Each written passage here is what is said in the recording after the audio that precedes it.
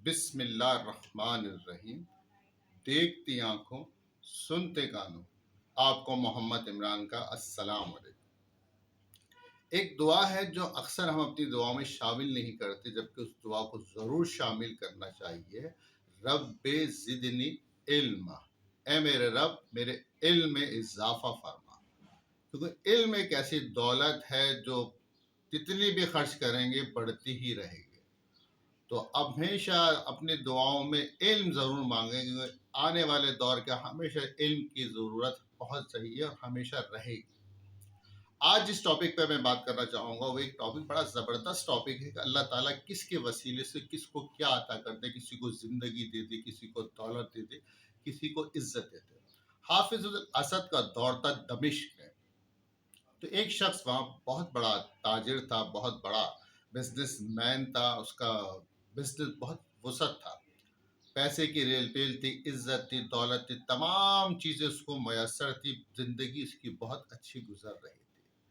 پھر ہوا کچھ یوں کہ اس کو ایک بیماری لگ گئی، بیماری بھی ایسی لگی کہ اس نے ہر جگہ سے ٹیسٹ کروا لیا، اس کا کوئی علاج نہیں تھا، بس یہ کہا تھا کہ آپ کچھ دن کے مہمان ہیں۔ وہ امریکہ چلے آتے ہیں، ایک امید ہوتی ہے کہ شاید وہاں پر اس کا علاج ہو، وہاں پر بھی سارے ٹیسٹ کروائے جاتے ہیں لیکن اس کا کوئی علاج ہوتا نہیں۔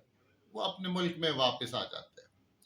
پھر کہتے ہیں کہ ایک دن میں اپنے کمرے میں بیٹھا ہوا تھا، افسردہ تھا، اسی بارے میں سوچ رہا تھا کہ کچھ دن کا مہمان رہ مجھے گھبراہٹ سی ہونے لگی۔ کہنا میں اپنے کمرے سے نکل کے باہر آ کے ٹیرس پہ کھڑا ہو گیا، پھر بھی میری گھبراہٹ کم نہیں ہوئی، میں نیچے چلا گیا، دروازہ کھول کے میں باہر چہل قدمی کر، تو دور دیکھا کہ ایک درخت کے نیچے ایک مرد شکل سے اوباش رکھا ہوا تھا، ایک عورت سے بات کر رہا تھا۔ عورت کہہ رہی تھی مجھے اتنے پیسے چاہیے، اس سے پیسے میرا کام ہوگا نہیں۔ تو وہ مرد اس سے بدتمیزی کر رہا کہ تو اس لائق نہیں، تو اتنے پیسے مل سکے۔ خیر وہ چلا گیا۔ خیر میں چلتا چلتا اس کے پاس پہنچا، عورت تھوڑی سی ڈری گئی تھی، رات کا وقت تھا۔ میں نے کہا بہن ڈرے نہیں، میں نے اس کو بہن کہا تو وہ خوش ہو گئی۔ پھر میں نے پوچھا کیا مسئلہ ہے، تو کہنے لگی کہ 1 سال پہلے میرے میاں کا انتقال ہو گیا، اور کوئی کھانے کمانے والا نہیں، میرے بچے ہیں، پہلے رشتہ داروں نے پڑوسیوں نے مدد کی، اب کوئی مدد بھی نہیں کر رہا، گھر کا سارا سامان بیچ دیا میں نے، اب نوبت یہ آ گئی کھانے پینے کے لیے کچھ بھی نہیں، اوپر سے کرایہ دار بھی تنگ کر رہا ہے، مالک مکان روزانہ آتا ہے کہ پیسے دے دو ورنہ میرا گھر خالی کرو۔ یہ سنتے ہیں اور اس عورت سے کہتے ہیں یہ پیسے رکھو، اپنے گھر پہ جاؤ، مجھے گھر کا ایڈریس دے دو، میں تمہارے معاملات درست کرنے کی کوشش کرتا ہوں۔ خیر وہ عورت گھر چلی آتی، یہ صاحب اپنے گھر جاتے ہیں، گھر سے ڈرائیور کو اٹھاتے ہیں اور جو وین ہوتی ہے اس کو لے کے باہر نکلتے ہیں، اور 24 گھنٹے جو کھلے رہتے ہیں نا، مارکیٹیں، سپر اسٹور، وہاں پر گیا، وہاں سے اس نے گھر کی تمام چیزیں جو ضروریات زندگی ہوتی ہیں وہ لیں اور لے کر اس کے بتائے ہوئے ایڈریس پہ پہنچا۔ وہاں جا کر اس نے عورت کو سارا سامان دیا اور کچھ پیسے بھی دیے اور اپنا کارڈ دیا، اگر صبح مالک مکان میرے آنے سے پہلے آ جائے تو اس کو کارڈ دے دینا اور مجھ سے بات کروا لینا ورنہ میں اس سے صبح خود مل لوں گا۔ یہ کہہ کر یہ گھر واپس چلے۔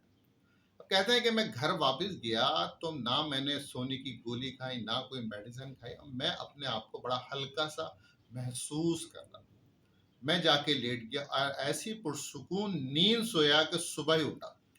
صبح اٹھا میری آنکھ کھلی، لیٹ ہو چکا تھا، میرے دماغ میں ایک دم خیال آیا تھا کہ وہ مالک کے مکان اس کو تنگ کر رہا ہوگا۔ خیر میں نہا دھو کے باہر آیا تو میرے موبائل پہ فون آ گیا اس شخص کا جو اس کا مالک کے مکان تھا۔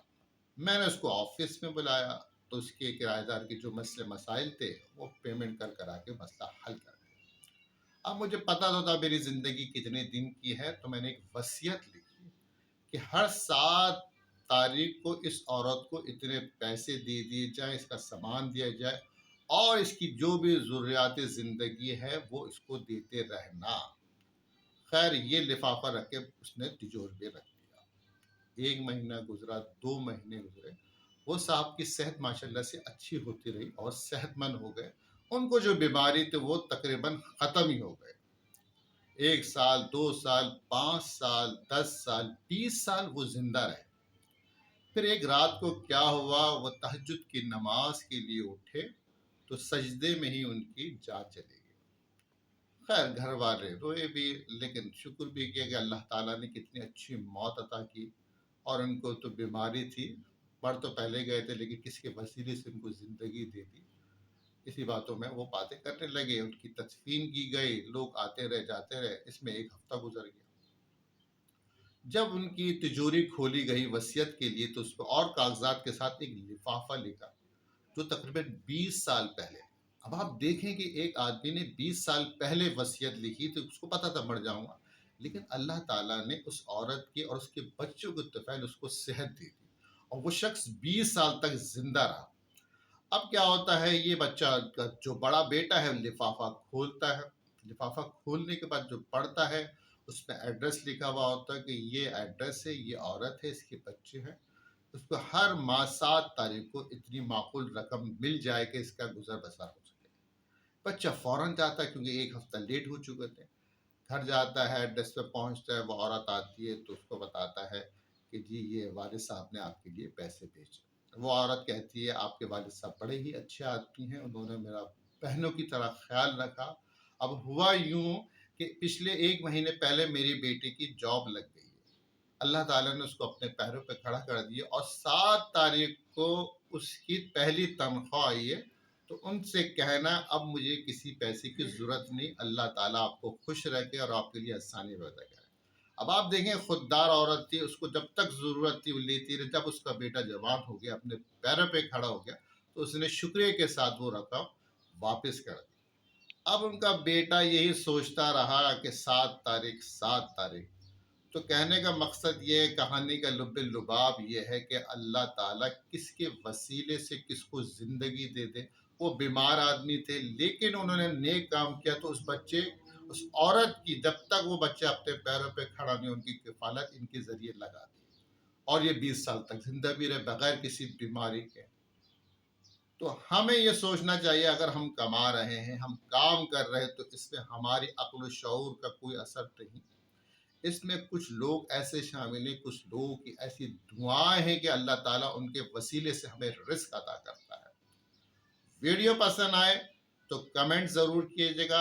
اجازت چاہتا ہوں، ان دعاؤں کے ساتھ اللہ تعالیٰ آپ کے لیے آسانیاں پیدا کرے اور آپ کے ذریعے لوگوں پہ بھلائی پھیلائے، آسانیاں پھیلائے۔ آمین ثم آمین۔ اللہ حافظ۔